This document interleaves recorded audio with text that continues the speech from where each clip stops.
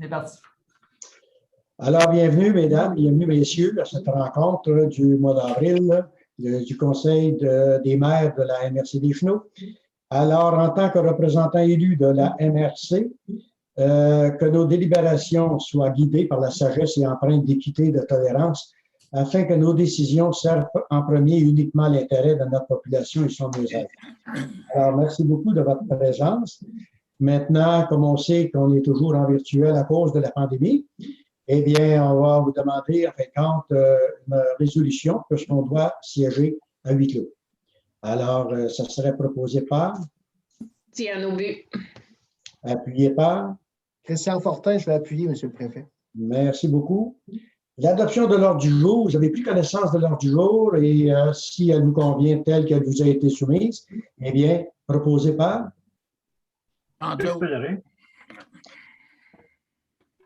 D'accord. Est-ce qu'on a les deux noms? Jean-Claude Milot et Luc Pellerin. D'accord, parfait.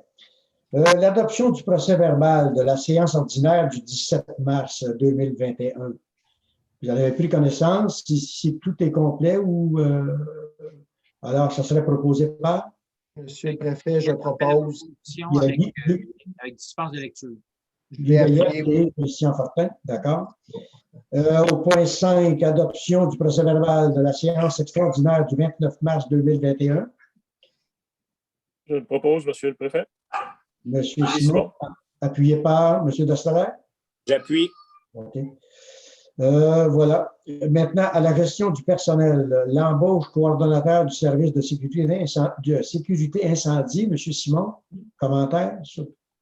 C'est un sujet qu'on va reporter à une séance ultérieure. On a procédé quand même à quelques entrevues vendredi dernier, mais on va reporter cette décision-là à une séance ultérieure.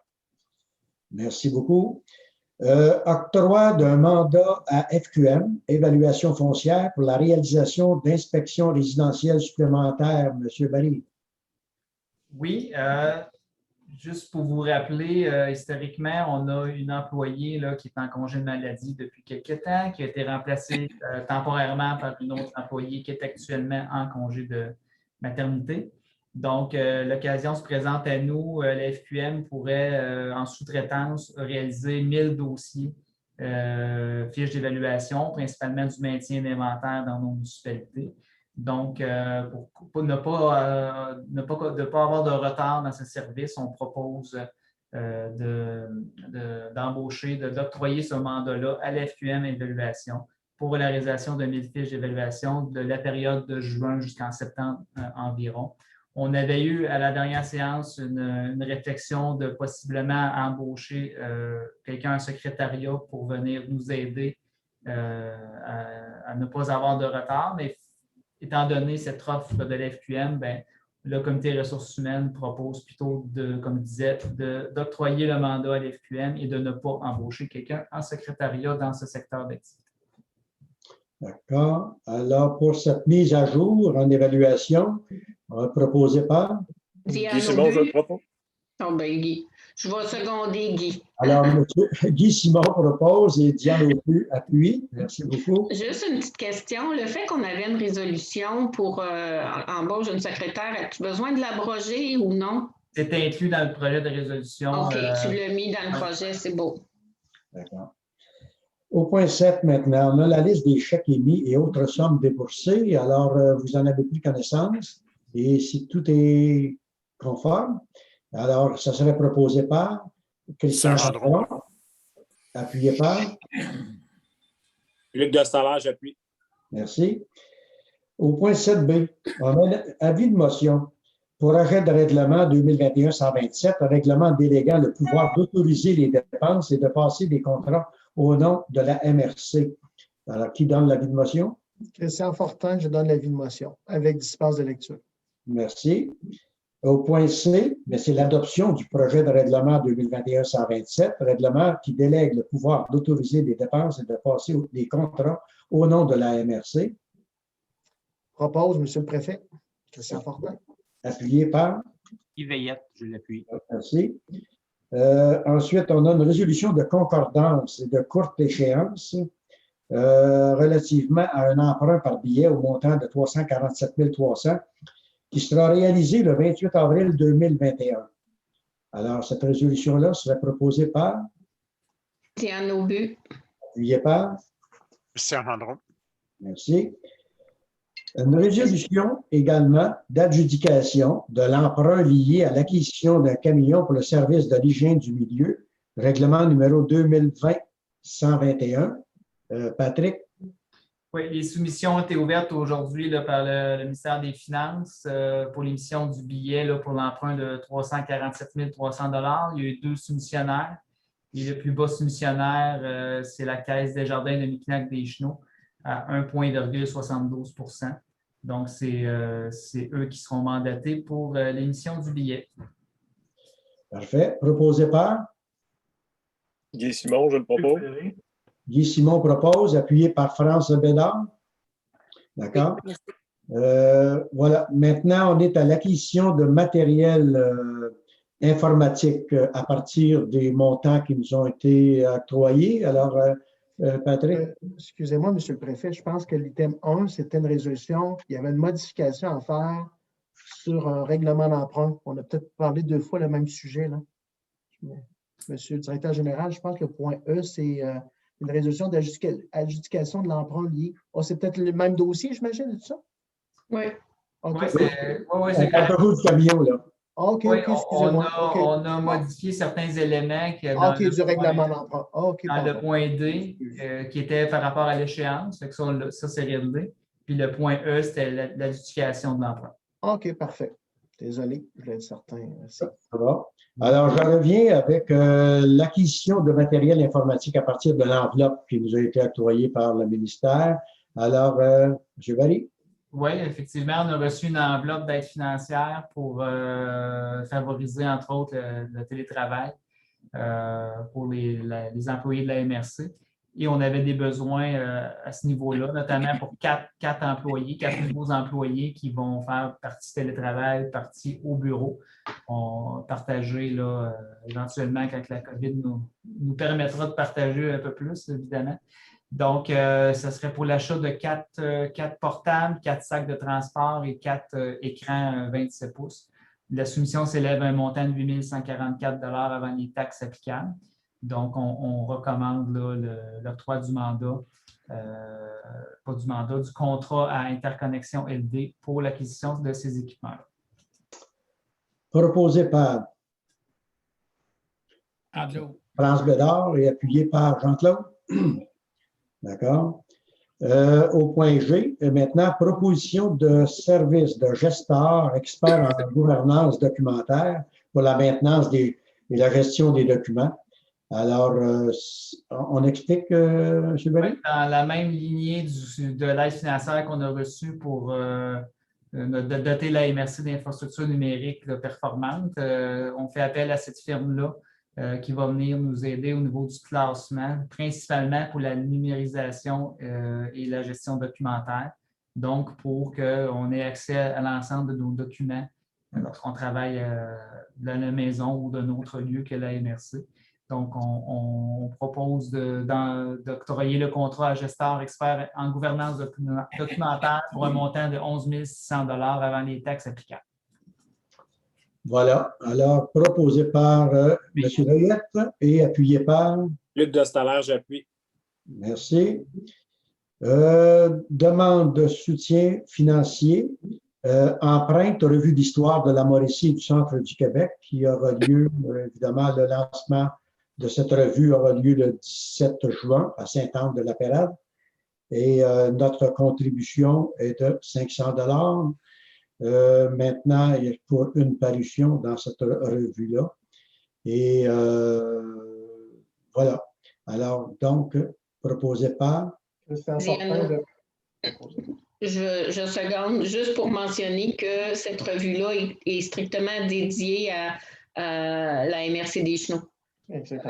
C'est le secteur des Chenaux qui va être couvert, en fin de compte, avec des moments historiques depuis le début, évidemment, de l'existence de nos municipalités.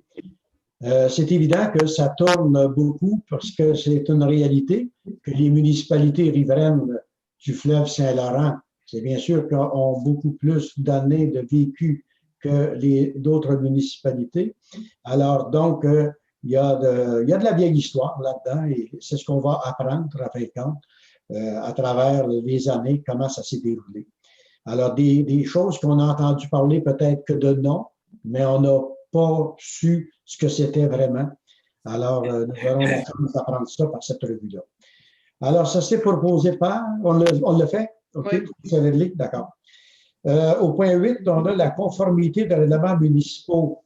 Alors là, il y a plusieurs points là-dessus.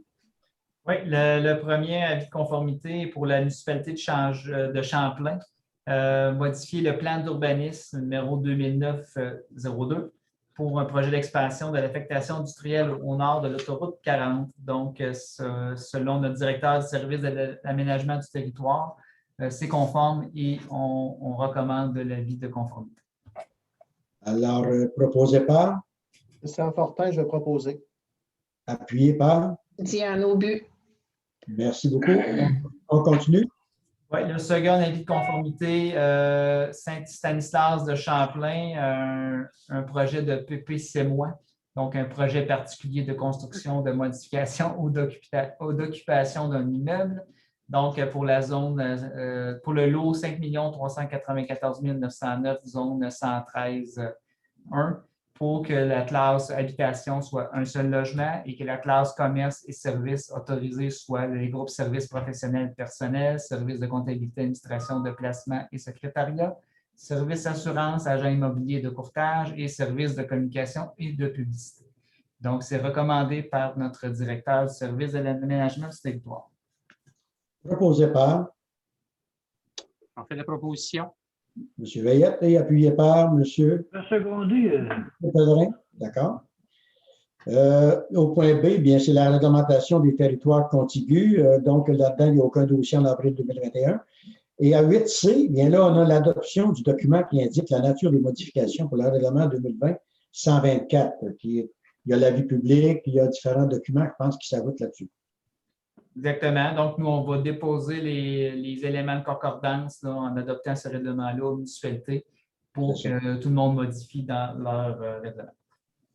Alors, en fait, il y a un point sur lequel toutes les municipalités devront corriger. Pour les autres, il y a les municipalités visées qui auront à ce moment-là à amender leur plan d'urbanisme et leur règlement d'urbanisme. On y va maintenant avec l'adoption. Ouais, ça prend une proposition proposée par. Diane Aubu. Appuyé par. France Bédard. Au point D, résolution d'appui concernant le lieu d'enfouissement technique de la régie des déchets. Alors, donc, ça serait proposé par. Simon, je propose. J'appuie, Guy. M. Simon et Mme Aubu. Dans les rapports maintenant, le rapport de la régie, est-ce qu'il y a des choses à ajouter? Bien, écoutez, dans le fond, j'aimerais informer les gens que dans les dernières semaines, mois, il y a eu 3 incendies au centre de tri à Saint-Étienne-des-Grès qui ont été causés par des piles, des batteries de différents formats qui ont été perforées par un des appareils sur la chaîne de triage. Et justement, probablement que les métaux, en sortant des batteries, ont causé des incendies. 2 mineurs qui ont été maîtrisés rapidement. Par contre, le 3e a nécessité l'intervention de 2 services incendie, 30 pompiers. Et puis, 2 employés ont dû être transportés à l'hôpital parce qu'ils avaient respiré de la fumée. Fait qu'il y a un communiqué de presse et il y a aussi hier la chaîne Novo qui est venue, qui va publiciser un reportage dans les prochains jours pour rappeler encore une fois à la population les choses à mettre dans le bac, mais on donne un petit accent à rappeler à la population que tout type de batterie, pile, ça se dirige à l'écocentre et que là, on prend ça quand même très au sérieux, comme des bris matériels, mais aussi au niveau des employés. Fait qu'un petit rappel qu'on fait à la population. Ça vaut pour moi, merci. Parfait. Comité culturel. Il n'y a rien pour le moment, M. le Préfet, fait que ça va reprendre graduellement suite à l'arrivée de notre nouvelle ressource. D'accord. M. Veillette, au comité de développement de territoire. On n'a pas eu de rencontre du comité en tant que tel. Par contre, on a eu une rencontre d'un certain nombre de membres du comité avec les gens du Cégep de Trois-Rivières pour faire le suivi du dossier du centre de sciences. Alors, on voulait s'assurer que ce projet-là continue de bien cheminer. Et puis, on a pu rencontrer les autorités du Cégep pour les sensibiliser justement au suivi que la MRC voulait en faire. Donc, on avait beaucoup d'intérêt à ce que ce projet-là continue d'avancer. Donc, on a eu, je pense, un engagement de leur part qui était pour continuer de nous informer de l'évolution de la situation. On espère que ce projet-là va cheminer dans les différentes instances gouvernementales.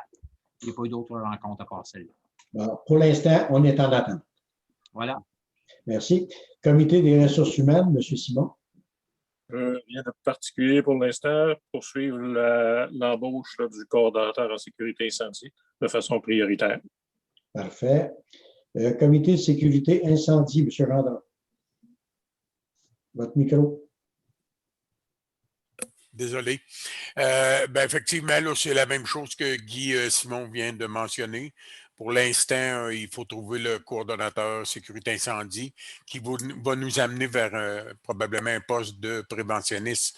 Par la suite, on a un petit délai, on a reporté le point, là, mais c'est vraiment temporaire.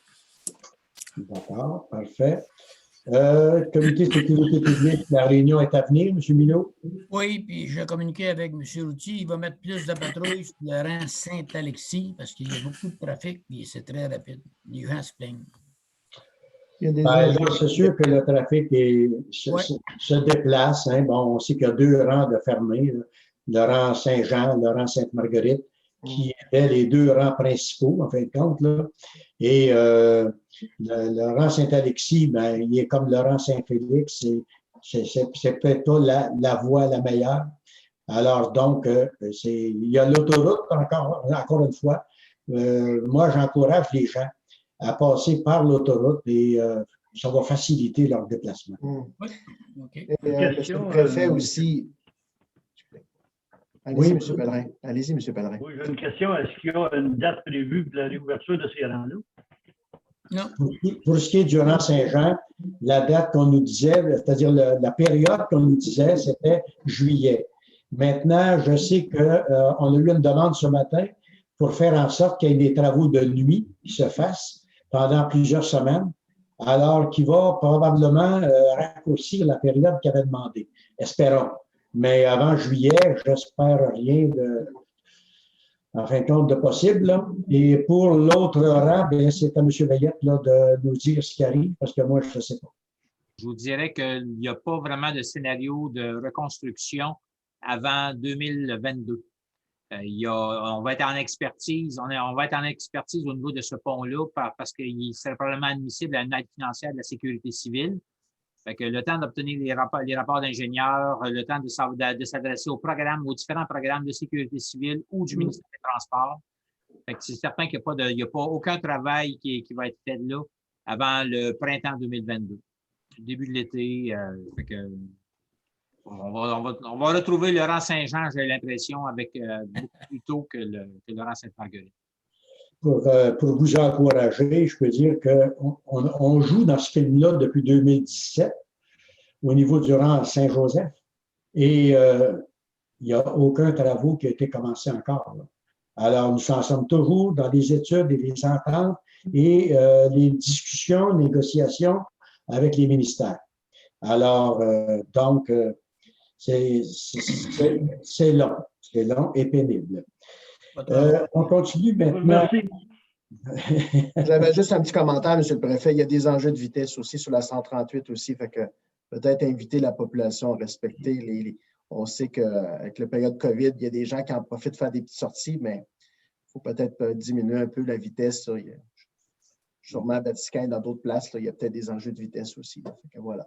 Je pense qu'en tant qu'on vit à peu près les mêmes problèmes dans chacune des municipalités. Un peu à la demande de la Sûreté du Québec, il ne faut pas se gêner pour communiquer avec la Sûreté, puis de vérifier avec eux et de dire ce qui se passe dans notre municipalité. Et c'est le moyen le plus direct, en fin de compte, pour obtenir des résultats. C'est qu'en portant l'information directement à M. Hugo, ou à votre responsable, à votre parrain. Et à ce moment-là, bien, ça va aider le. Absolument. Ça a été fait de notre côté. Il faut le faire effectivement. Vous avez raison. C'est exactement ce qu'on a fait, nous aussi, dans le rang Saint-Félix. En fait, on a déplacé notre radar pédagogique à l'entrée, là où il y a les résidences, le secteur de concentré de résidences. Fait qu'au moins, il y a le radar pédagogique qui indique la vitesse que les gens, puis il montre qu'ils sont vraiment en excès de vitesse. Puis on a demandé à la Sûreté du Québec d'assurer une présence, surtout le matin, quand les gens descendent pour aller travailler, là, pour dire, ben écoutez, c'est là que normalement, ils sont en retard et sont pressés. Pour le retour à la maison, c'est moins pire d'habitude. Mais, parce qu'on le voit ici, vous connaissez le corridor routier qui passe par le village Saint-Maurice, là, et on le voit, en fin de compte, l'intensité de circulation qu'il y a là, c'est assez phénoménal, soit le matin ou le soir. Et il s'agit que les gros camions de Pepsi et compagnie ou de bière s'installent en avant de l'épicerie dans le chemin, là, et là, bien, c'est le bordel. Alors, donc, on connaît le problème ici. On continue avec la communauté entrepreneuriale des Chenaux. Eh bien, le préposé qui a été embauché va commencer lundi, à ce qu'on dit, M. Barry. Alors, donc, on aura maintenant, on va rencontrer M. Régis pour voir là, par la suite, évidemment, ce qui se passe passer avec la communauté entrepreneuriale et le comité également. On va devoir se rencontrer, M.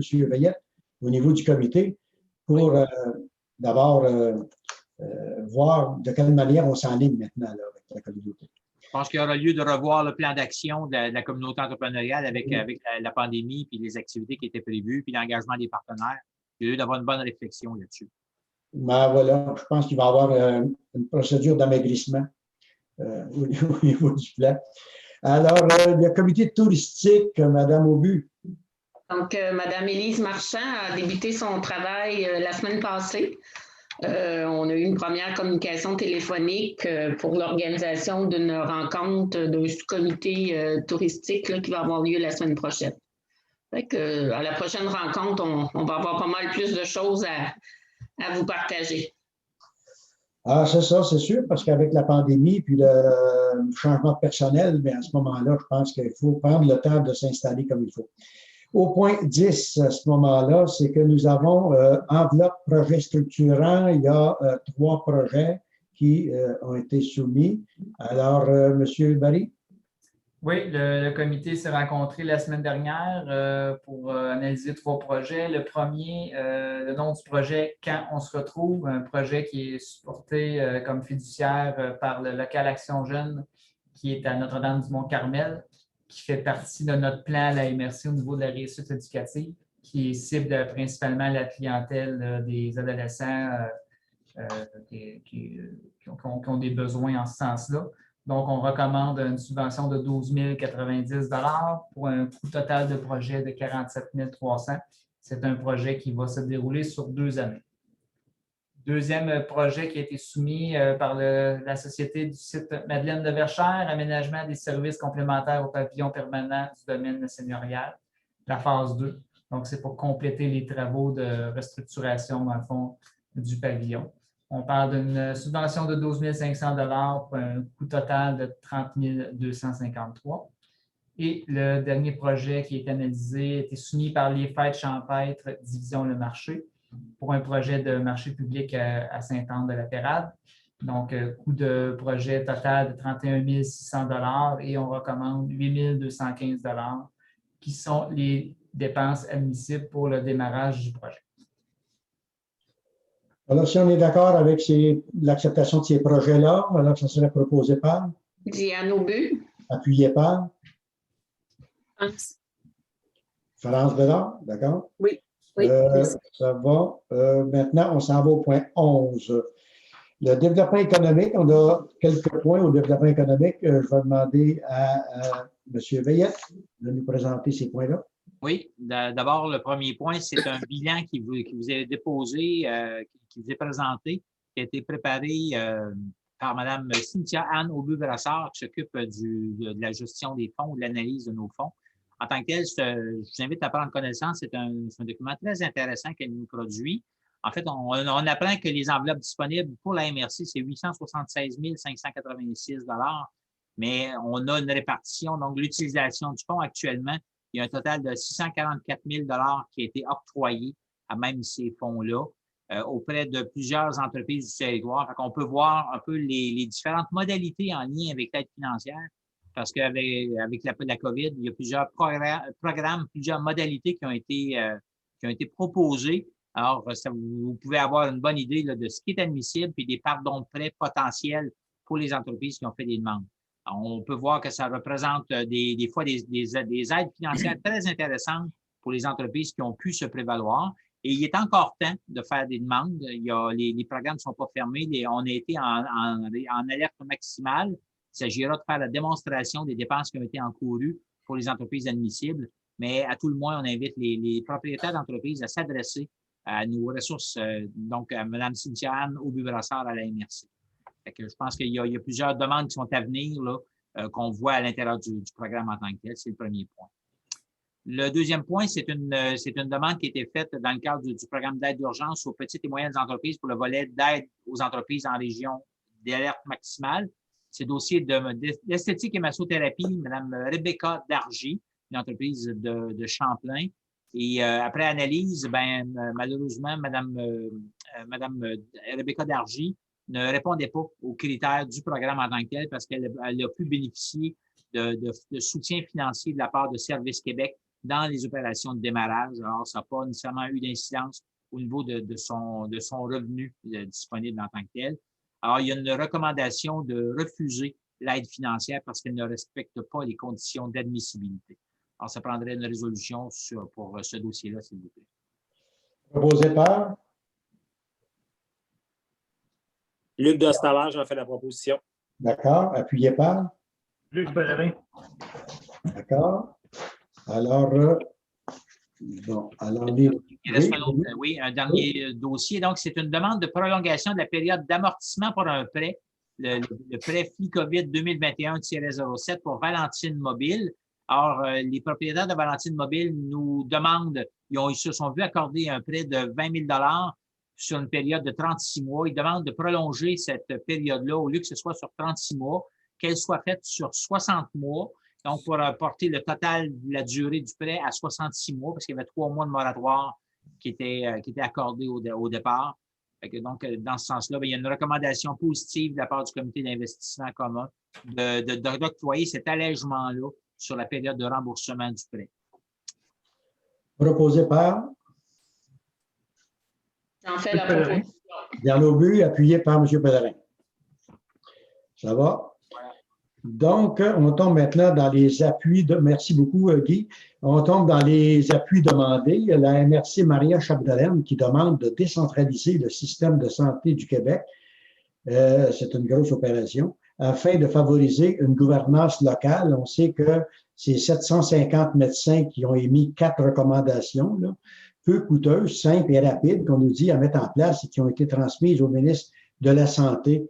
Alors, il y a 4 recommandations qui ont été formulées, dont le rétablissement d'un poste d'administrateur décisionnel local pour chaque centre hospitalier, le rétablissement d'un poste décisionnel de directeur des services professionnels local pour chaque centre, encore une fois, et le rétablissement d'un conseil des médecins, dentistes et pharmaciens local pour chaque centre hospitalier, et le rétablissement d'une table de chefs local, des chefs des locaux, réunissant tous les chefs de département de centre hospitalier. Alors, ces 4 recommandations-là, alors, ils nous demandent si on est prêt à les appuyer.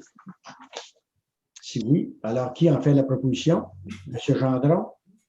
Oui, je suis d'accord aussi, je l'appuie. M. Gendron, votre micro était fermé. Oui, ton micro, M. Gendron. Mais moi, je suis d'accord aussi parce que je trouve que de ramener le pouvoir de décision le plus près possible des citoyens, le plus près possible de l'action, c'est là qu'on va y gagner en efficacité, à mon avis. Voilà. Absolument, oui, je savais que mon micro était fermé, mais en levant la main, ça a été nommé. Oui, je croyais que c'était légal. Je savais que tu le proposais, mais je pensais que tu voulais aussi nous dire quelque chose là-dessus. Non, ça va, merci. Ça va, OK, d'accord. Donc, c'est fait. On a maintenant la MRC Beauharnois Salisbury demande au ministère de la Sécurité publique visant la révision de la réglementation applicable à la formation d'opérateurs d'autopompes. Alors, on demande, en fin de compte, d'aller vers les normes NFPA qui sont diminuées de 50 Monsieur Gendron, est-ce que vous avez des choses à rajouter là-dessus? Bien, effectivement, là, les formations en sécurité incendie ont augmenté beaucoup et les normes NFPA sont moins sévères que les demandes du gouvernement, finalement.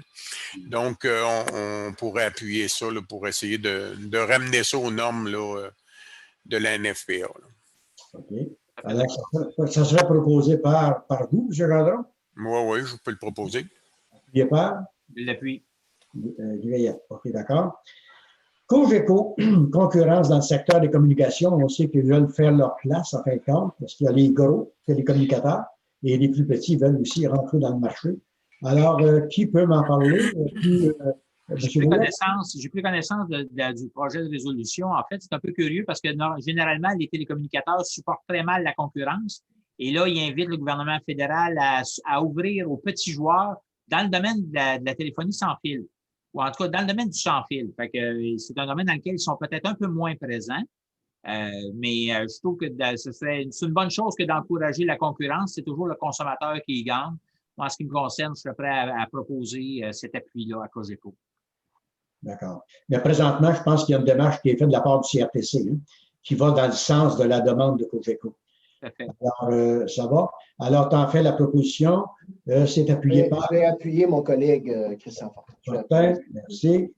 Il y a point B, MRC de Papineau, qui demande d'apporter des correctifs à la loi sur les ingénieurs afin d'éviter des frais importants d'ingénierie pour les municipalités lors de travaux routiers. On sait que la nouvelle loi donne encore une fois beaucoup de pouvoir aux ingénieurs et d'entrer dans ce champ d'activité-là davantage. Et c'est au détriment des municipalités parce qu'il y a des coûts. Alors, donc, si vous êtes d'accord, on pourrait à ce moment-là appuyer cette demande-là.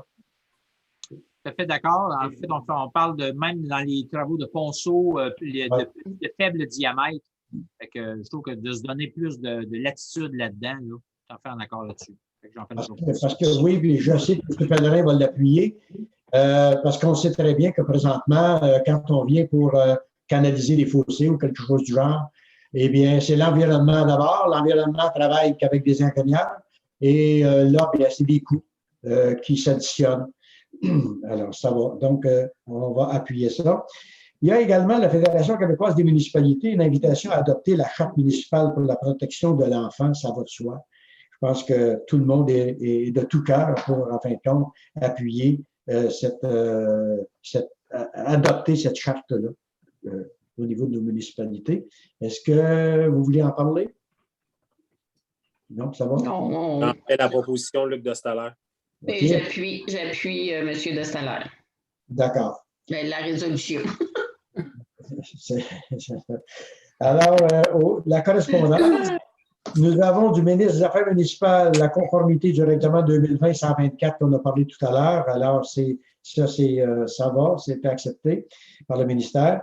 Au point B, le ministère, encore une fois, des Affaires municipales, l'aide financière au MRC dans le contexte de la pandémie de la COVID-19, le montant de 769 734. Là-dessus, je pense que notre directeur attend de la part des municipalités les besoins. Oui, on a évalué les besoins de la MRC et des municipalités. Donc, j'ai envoyé une correspondance aux municipalités qui doivent me fournir leurs besoins d'ici environ une semaine et demie. Là. Et puis, en mai, on va vous revenir avec une proposition pour l'utilisation et la répartition de ce budget-là. Excellent. Ministre des Affaires municipales, encore une fois, le soutien à la compétence de développement local et régional du Fonds Région Ruralité. Volet 2, l'enveloppe 2021-2022 pour 1 832. Alors, c'est le même montant que l'année passée, plus la bonification du volet 2. C'est ça? Exact.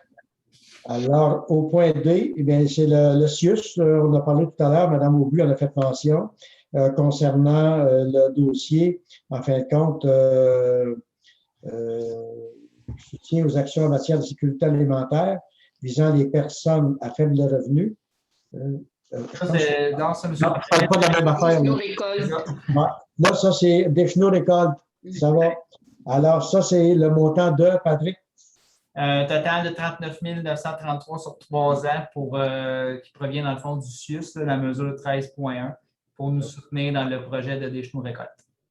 OK. Alors, là où je voulais en venir, c'était également le centre intégré, encore une fois, le CIUS, dans lequel on se retrouve. Là. Alors, le montant de 9 651,57. C'est comme vous disiez, c'est le même projet qu'on a décidé de contribuer tout à l'heure. C'est ça. Et finalement, on a le programme d'aide d'urgence au transport collectif des personnes d'aide financière, montant qui est de 78 305 $. Donc, c'est pour soutenir notre corporation de transport collectif qui ont eu des pertes de revenus à cause de la pandémie. Donc, bonne nouvelle. Et il n'y a pas d'autre point à l'ordre du jour. Alors, quant à la période de questions, ben, j'invite les gens qui vont visionner cette vidéo, en fin de compte, de pouvoir communiquer avec le directeur général, M. Barry, pour poser leurs questions et à ce moment-là, pour obtenir réponse à leurs questionnements face à cette réunion et à cet ordre du jour qu'on vient de vous présenter.